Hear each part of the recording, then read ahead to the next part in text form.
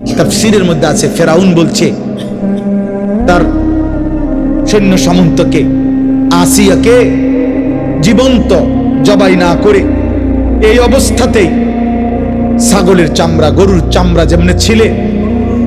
এরকম চামড়া ছিল জীবন্ত আসিয়ার শরীর থেকে চামড়া খুলতে শুরু করো। হযরতে আসিয়া এই চামড়া যখন খুলতে শুরু করছে কষ্টের কারণে শেষ, উনি বলছে মাওলা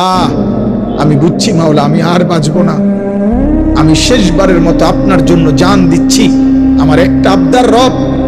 আমি আপনার সাথে জান্নাতে থাকতে চাই, আমনের লগে দিয়ে আমার একটা জান্নাতে ঘর দিয়ে